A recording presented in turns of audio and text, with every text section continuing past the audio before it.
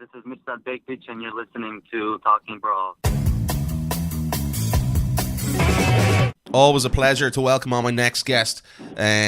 Obviously announcing his retirement and retiring after that Brad Pickett fight back at UFC Sacramento, and also overseeing Cody Garbrandt's title assault and victory on Dominic Cruz at UFC 207. It is the California Kid, Mr. Urijah Faber. Urijah, first of all, my friend, how are you? Great to have you back on the show. How are things?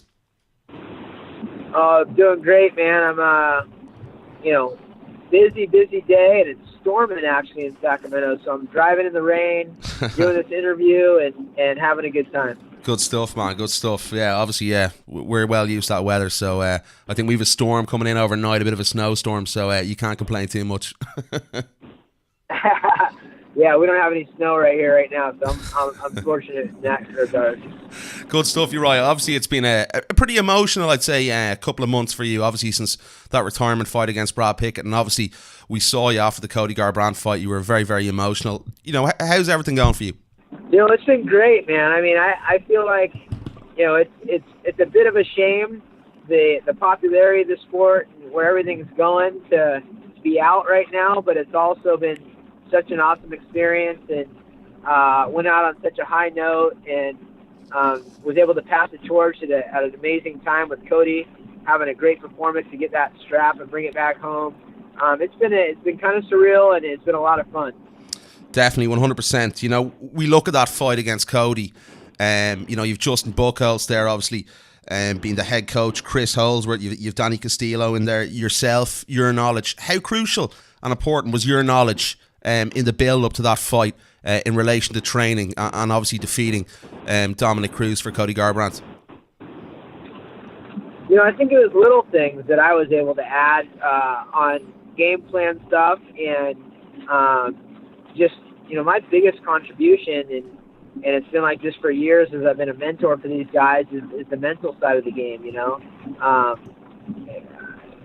joining Cody and believing that he's the best in the world, and believing in the system of coaches and the things that we do here as a team.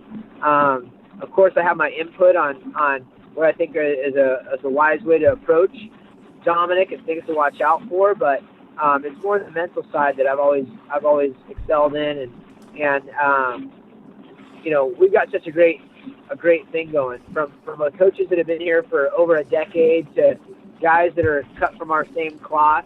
Justin Buchholz is one of the products of our team, and Danny Castillo is a product of our team, and Chris Holdsworth is a product of our team from the very beginning to now. It's just amazing, man. We really got a special thing going here, and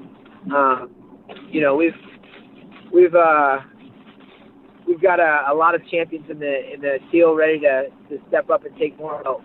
Definitely an incredible performance from Cody. After your retirement fight, we all knew you were going to retire after the fight.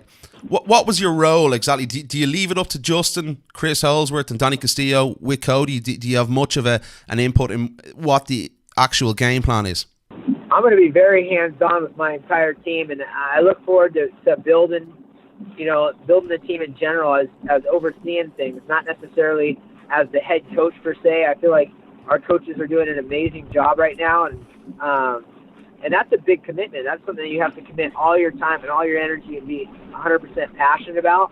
And I feel like my guys are doing an incredible job with my guidance and my support. I'm going to continue to build our team. We've got guys that come out from all over the world. We've actually had guys like Karl Moore from Ireland. Actually, he's a heavyweight that's come out for years with us, and Decky, and a whole crew that come out. We've got guys that come from all over the globe. So I'm going to continue to build this team and make big things happen for this team. Mentor the guys on top of working on my own endeavors.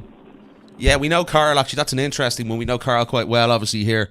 One of the guys from up in Northern Ireland. How did Karl get on? What do you think of Karl as a fighter? I tried really hard to get him on that card in Ireland, and it's going to happen for him. He's got a great attitude, and he's actually stacked on some muscle as of late. Yeah, big dude.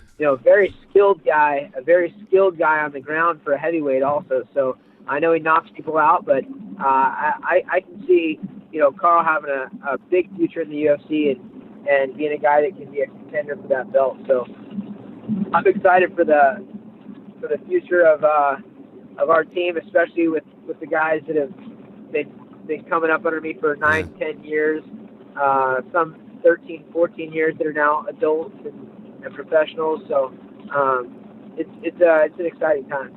How good do you think, obviously Justin's doing a fantastic job. I see Justin a lot here on the European cards. I saw him when he was over at Josh Emmett. I saw him, obviously, he was over at you in Cleveland. I cover that card as well.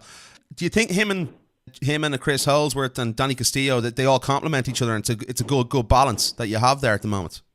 It's a great balance. And like I said, it was an addition to bring these guys on. We've got guys that have been with us for over a decade, like Fabio Potato Prado and Dustin Akbari, both black belts and BJJ, and have been a part of this team for a long time. We've got, Coach Joey Rodriguez and Lance Palmer, that's a wrestling coach with us, and on top of being a fighter.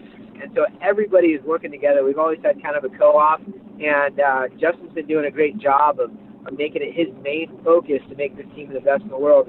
And I love that. It's something that is pretty exciting, especially because it's a guy that has been coached under me, and coached by Master Tong, and coached by every coach that we've had along the way. So he's got a great mindset for this, and he's open to working with the team, and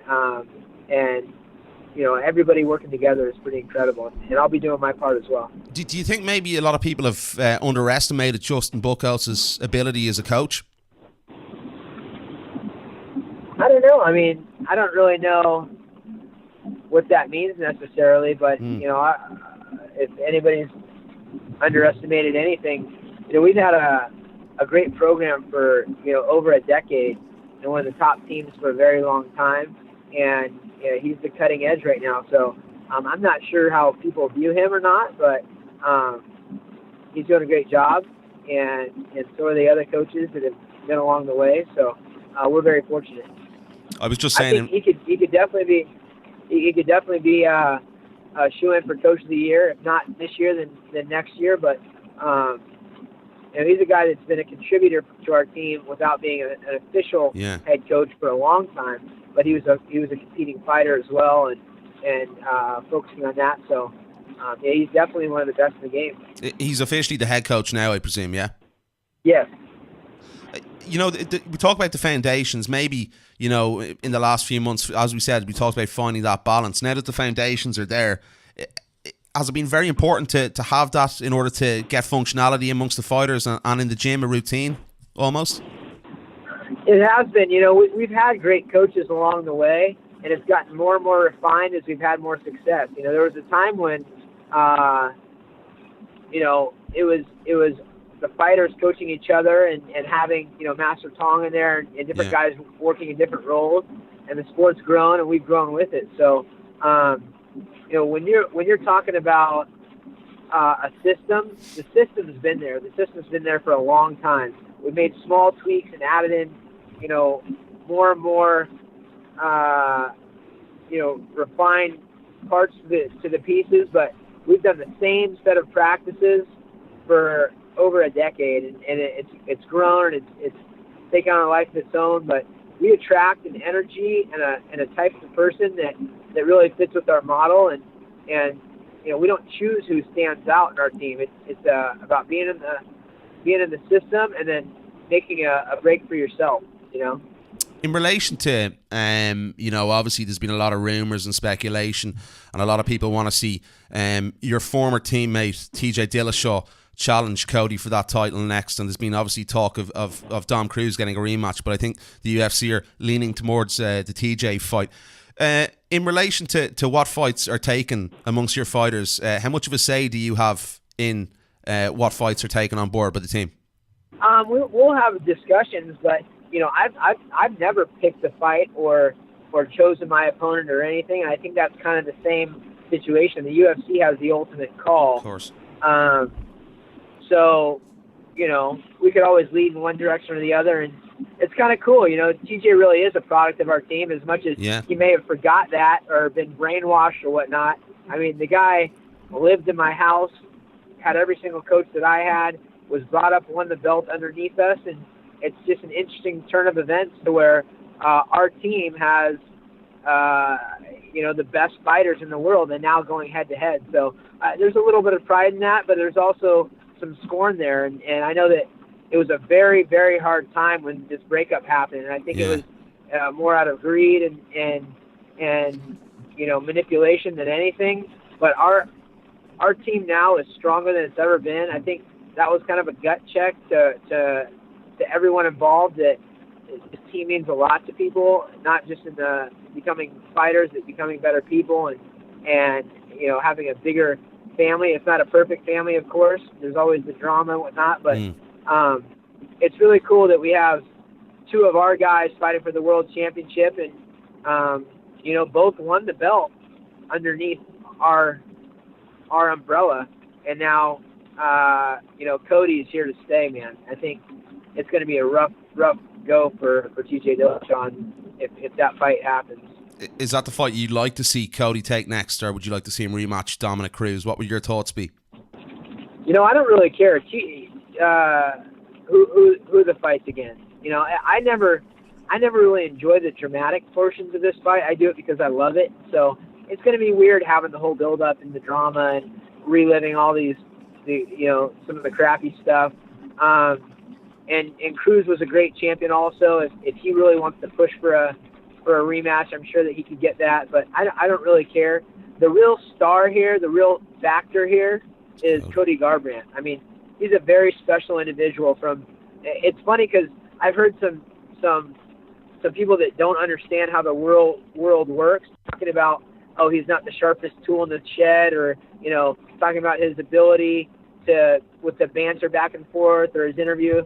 And I've seen this guy be poised and intelligent. Yeah. And there's a difference between intelligence and education. He's not the most educated guy, but he's one of the smartest guys that I've met. He's a guy that is street smart, and he speaks eloquently, even though he may not be educated, and he's always learning. So this is a star. We've got a star.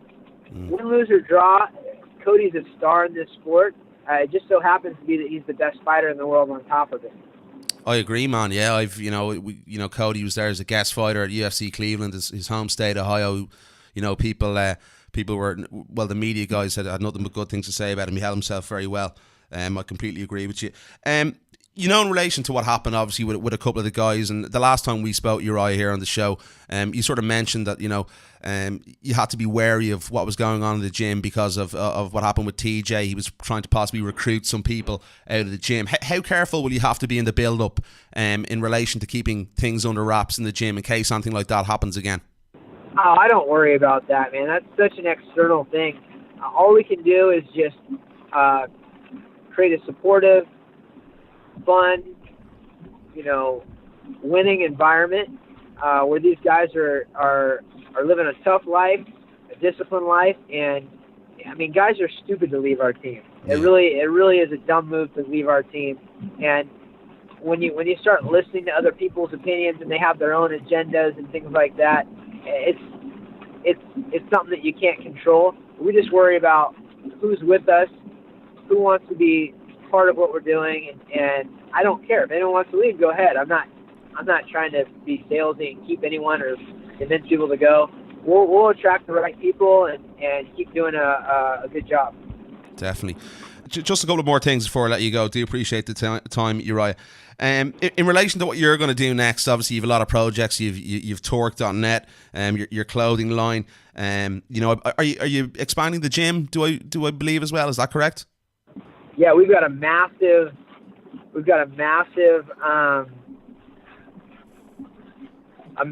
gym being built right now. It's 20,000 square feet, and we're actually doing pre-signups right now, and it's gonna be amazing, man. It's gonna be cutting edge. It's gonna be have an amazing feel to it.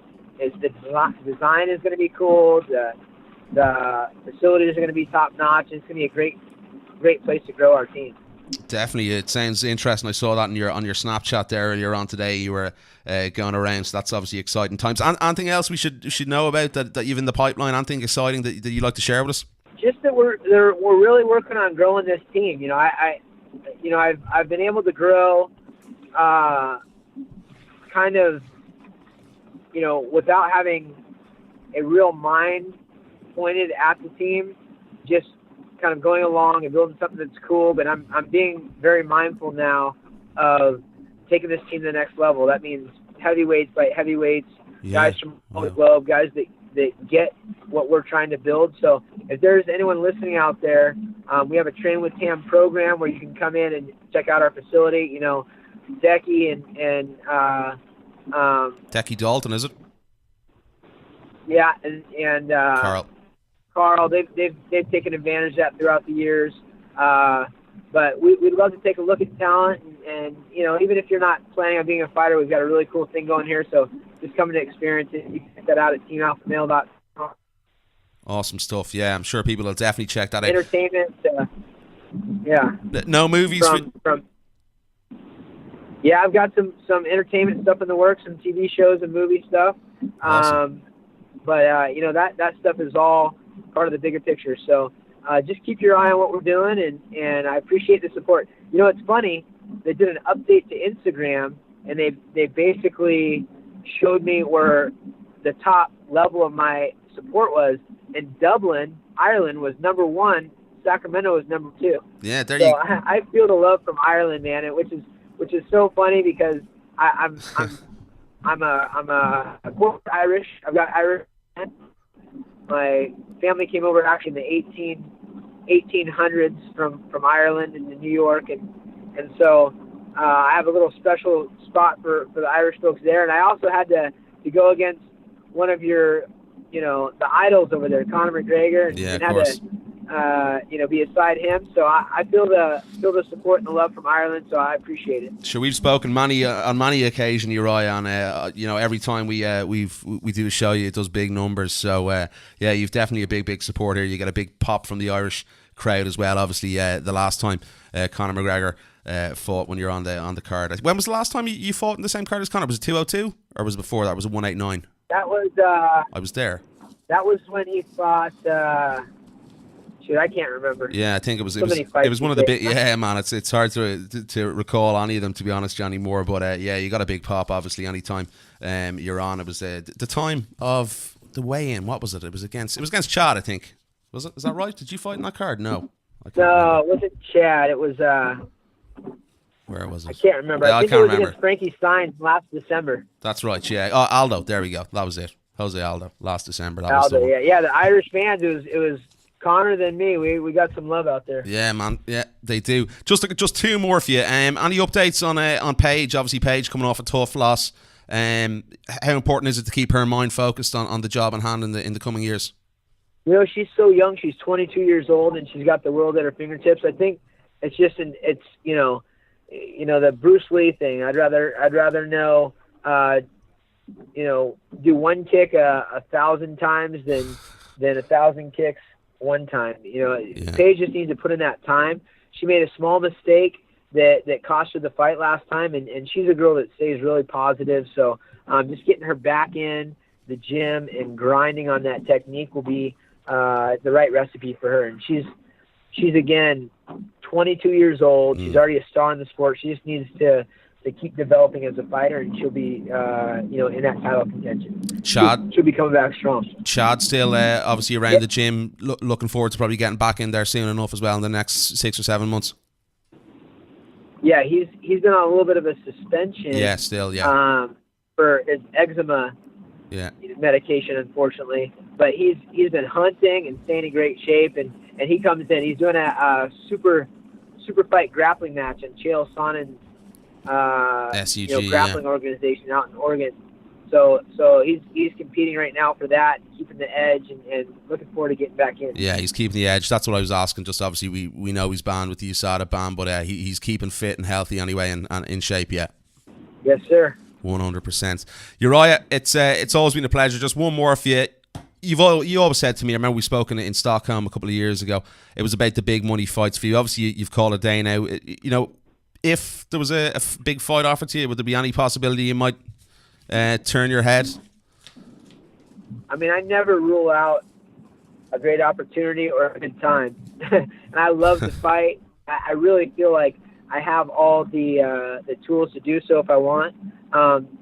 But I mean, it'd have to be a real special offer, and it'd have to be very enticing, and I'd have to have enough to prepare because, I've still got the fight in me, as everybody saw my last fight. It's just a matter of where I focus my attention, and I have a lot of irons in the fire. So yeah, never rule out a fight with me. I'm definitely a guy that loves the scrap, but retirement is a good place for me right now. Urijah Faber, it's been a pleasure to cover your career and see so many of your fights, and it's always a pleasure to catch up with you, my friend. I do appreciate the time, and I'm looking forward to seeing what happens with your life next. You got it, guys. Thanks a lot.